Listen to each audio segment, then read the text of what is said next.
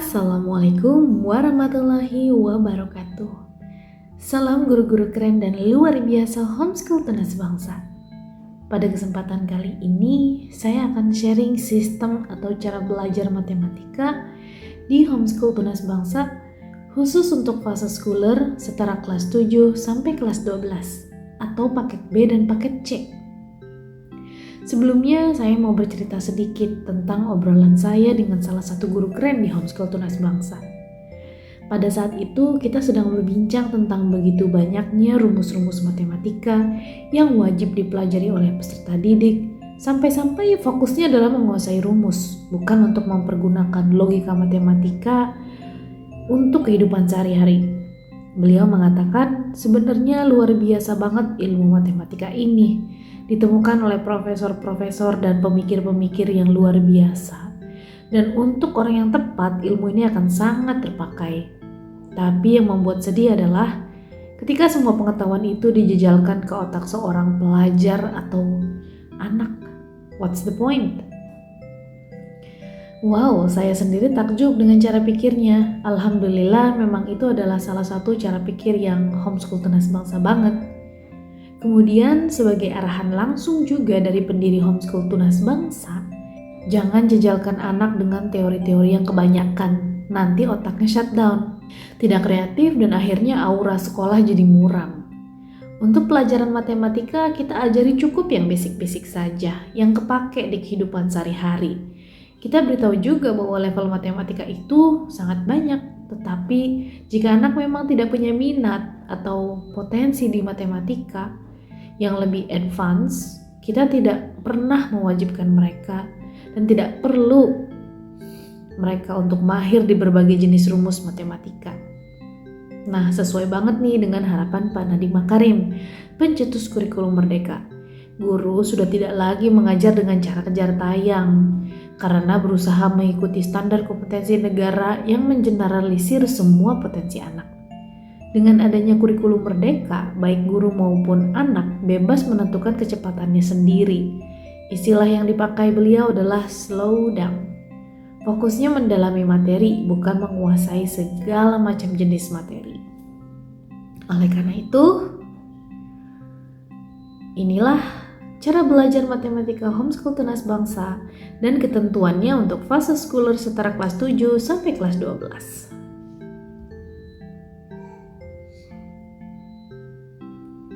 Di sini ada standar kegiatannya. Yang pertama yaitu memahami sejarah atau konsep dari matematika yang dipelajari dengan nonton video sesuai dari level yang ada di platform e-learning HSTB. Yang kedua, memilih proyek perhitungan sesuai dengan yang diinginkan oleh peserta didik dengan tema sesuai level di platform e-learning HSTB. Yang ketiga, aktif mandiri mengerjakan proyek bisa mingguan maupun bulanan. Oke, yang pertama banget, yang paling penting, anak tuh harus paham sejarah atau cerita dari munculnya dan keberadaan matematika itu sendiri. Bagaimana rumus-rumus itu bermunculan dan menyelesaikan persoalan kehidupan sehari-hari manusia dari yang sederhana hingga yang paling kompleks. Dengan memahami sejarah atau asal-muasalnya suatu perhitungan, anak-anak akan lebih memahami konsep dari matematika itu sendiri secara konkret. Tidak ujug-ujug dikenalkan rumus-rumus tanpa paham logikanya. Kemudian menghitung persoalan yang sifatnya teoritis. Sampai-sampai anak tidak kebayang ini apa ya manfaatnya saya pelajari. Rasanya kayak ngawang belajar matematika itu. Nah, misalnya teachers bisa menjelaskan rumus paling membingungkan sekalipun. Seperti teorema Pythagoras, itu sejarahnya dia ditemukan bagaimana? Fungsinya apa? Dulu sebelum dikembangkan oleh Pythagoras, ternyata teorema ini sudah digunakan oleh masyarakat Mesir untuk mengukur ladang atau lahan mereka. Jadi semakin banyaknya manusia yang hidup, itu akan semakin dibutuhkan matematika untuk seperti kesejahteraan dan keadilan. Kemudian sekarang ini sudut siku-siku ini berfungsi banget, salah satunya untuk konstruksi bangunan. Dalam arsitektur dan rekayasa sipil, sudut siku-siku digunakan dalam merancang dan membangun struktur bangunan. Misalnya dinding-dinding bangunan seringkali dibangun dengan sudut siku-siku. Itu untuk memastikan kestabilan dan kekuatan struktur. Nah, dengan memahami konsep dari sejarah dan fungsinya, baik teachers maupun anak-anak akan sama-sama dapat pelajaran. Untuk teachers, kalau kita ngerti konsepnya matematika atau mengajarkan anak-anak tentang konsepnya matematika, kita jadi aware mana matematika yang nggak perlu jauh-jauh dipelajari atau secukupnya saja, atau bagaimana perhitungan sederhana bisa ditemukan di lingkungan sekitar anak. Bagaimana yang dipelajari menjadi dasar-dasar pengetahuan problem solving. Tidak perlu sampai mahir seperti sedemikian rupa, kecuali jika anak-anak mau jadi kontraktor bangunan atau dia suka sama matematika ini, dia bisa belajar lebih lanjut. Kalau di Jepang mereka ada pelajaran tentang abakus, itu mirip sama sempoa. Pelajarannya karena sudah tidak penting lagi, dulu penting pas di zaman pasca perang. Tapi karena sekarang sudah tidak penting, mereka tidak menghabiskan banyak waktu di pelajaran itu. Hanya dasar-dasarnya saja untuk dapat logika atau konsepnya. Kalau mereka mau mendalami, mereka ambil les, nggak diajarin. Jadi nggak dijejelin di dalam program KBM sekolah setiap harinya itu. Cuma yang mau mendalami aja yang bisa mengikuti lesnya setelah pulang sekolah. Terus anak-anak juga jadi sadar bahwa keseharian itu ada loh sudut siku-siku itu di gedung sekolah, di ruang studio, musik. Dan ini fungsinya untuk kestabilan dan kekuatan struktur bangunan. Jadi realistik dan relevan gitu belajarnya. Nyata bahwa itu ada di sekitar saya setiap saat. Saya merasakan fungsinya, saya melihat bentuknya, saya melihatnya sebagai bentuk problem solving gedung sekolah saya. Sehingga gedung sekolah saya menjadi kokoh dan stabil. Kedua, anak-anak bisa memilih proyek menghitung dengan tema sesuai urutan level. Proyek ini bisa berbeda-beda setiap anak maupun satu proyek dikerjakan secara grup atau individual. Kemudian dites saat evaluasi proyek dengan presentasi atau mengajarkan temannya seperti praktik 13 seni mengajar ala aktif mandiri dan My Lifebook. Tergantung kesepakatan guru dan anak-anak saat diskusi atau musyawarah strategi belajar atau KBM. Nah itu jadi di dalamnya terserah guru-guru dan anak-anak, terserah musyawarah guru-guru dan anak-anak. Proyek ini bisa ada yang 1 minggu selesai, ada juga mungkin yang butuh 1 bulan, guru yang perhatikan, dan guru yang sepakati bersama peserta didik. Wajib banget nih guru itu harus menyodorkan menu untuk tipe-tipe pemilihan proyek macam kayak gini. Apalagi matematika ya yang sudah kompleks, supaya anak gak terlalu bingung pas milih. Jadi ada bimbingan juga dari guru. Kira-kira proyek apa nih yang bisa aku ambil gitu. Kalau anak ingin yang di luar menu selama masih dalam tema, dipersilahkan. Di sini tantangan guru adalah bisa kreatif menyajikan menu-menu proyek atau kreatif memanfaatkan teknologi untuk membantu membuat proyek-proyek berhitung. Misalnya contoh menu dari tema kesebangunan matematika geometri. Nah, di sini kan ada kesebangunan ya, misalnya contohnya nih kita belajarnya yang ini dulu, sesuai levelnya. Menghitung kesebangunan adalah keterampilan matematika yang bisa sangat bermanfaat dalam kehidupan sehari-hari. Nah, berikut adalah beberapa contoh proyek yang melibatkan menghitung kesebangunan.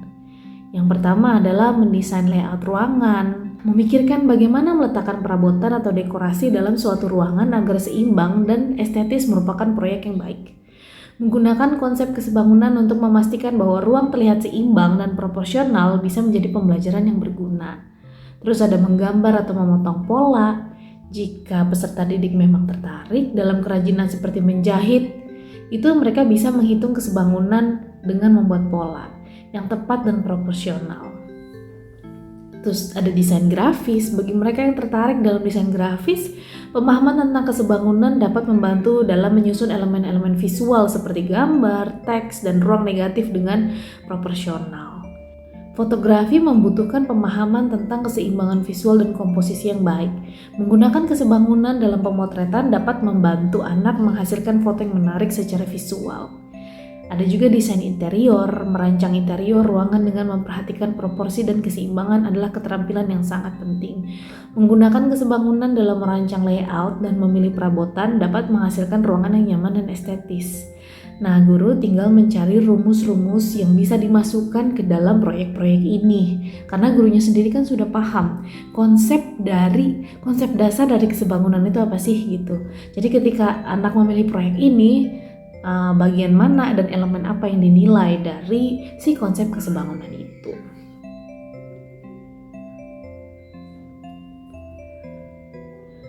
Dan yang ketiga adalah anak-anak itu aktif mandiri. Nah, pada saat kegiatan inilah anak fokus dengan kegiatan belajarnya sendiri.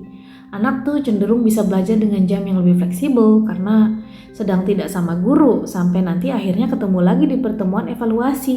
Tergantung strategi belajar yang diterapkan oleh guru dan anak, baik dari 13 seni mengajar ala aktif mandiri dan Malay Book yang diberikan oleh Pak Guru Irwan, maupun di luar itu tapi masih dalam koridor aktif mandiri.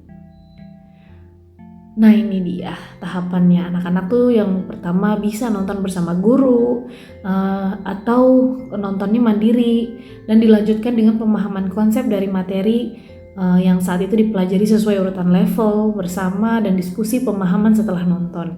Dilanjutkan dengan latihan pertama untuk memastikan pemahaman berhitungnya. Setelah nonton konsep atau sejarah atau cerita dari matematika yang ingin dipelajari, latihannya ambil dari sesuatu yang bisa diukur dari lingkungan sekitar seperti rumah, sekolah, dan kehidupan sehari-hari yang bisa dijadikan soal matematika sesuai hobi anak, seperti yang tadi sudah dijelaskan tentang proyek-proyek menghitung yang ada di kehidupan sehari-hari. Nah, ini baru yang pada saat kegiatan mandiri, peserta didik itu membuat proyek perhitungan sendiri dari apa yang ingin dihitungnya dari rumus atau materi yang waktu itu ditonton. Jika skor yang didapatkan anak dari proyek berhitungnya sudah bagus, bisa ke materi berikutnya. Jadi nggak perlu terlalu diforsir, kamu harusnya bisa nilainya 80 dalam waktu 2 minggu, dalam waktu 1 bulan, tidak perlu. Kalau dia memang bisanya segitu, it's okay, kita slow down. Misalnya anak bisa memilih proyek problem solving menyediakan air di sekolah karena mesinnya tidak otomatis. Dengan memahami part-part dari penampungan air dan pipa yang tersambung ke penampungan tersebut, kita bisa menemukan berapa jam lamanya kira-kira penampungan air bisa terisi air dengan full. Dengan soal seperti ini. Nah, seperti ini, teachers bisa pause videonya, kemudian memahami contoh proyeknya. Kemudian ini jawabannya. Mereka bisa bikin jawaban seperti ini. Jadi waktu yang dibutuhkan untuk mengisi ember berkapasitas 8 liter, misalnya penampungan air 8 liter yang di sekolah adalah 16.000 detik atau 4 jam 27 menit dan 20 detik. Jadi 4 jam sebelum waktunya makan siang atau waktunya sholat, itu dia mesinnya harus sudah nyala gitu. Karena dia butuh waktu 4 jam untuk sampai penuh dan bisa dipakai dengan baik aliran airnya. Baru deh evaluasi. Seperti itu, ada yang evaluasinya mungkin setiap minggu, ada yang evaluasi mungkin bulanan, tergantung kesepakatan antara teacher sama peserta didiknya. Jangan khawatir jika pelajaran matematika kita cukup sibuk memahami konsep atau sejarah lahirnya matematika, kenapa dia ada, dari mana datangnya, bagaimana penerapan matematika dulu dan perkembangannya sampai sekarang. Karena yang penting itu bukan hafal rumus-rumus, tapi bagaimana matematika ini menjadi metode problem solving dan menjadi dasar berpikir problem solving juga. Nah, itu dia cara belajar matematika fase schooler setara kelas 7 sampai 12 di Homeschool Tunas Bangsa. Selamat mengajar dan selamat belajar. Wassalamualaikum warahmatullahi wabarakatuh.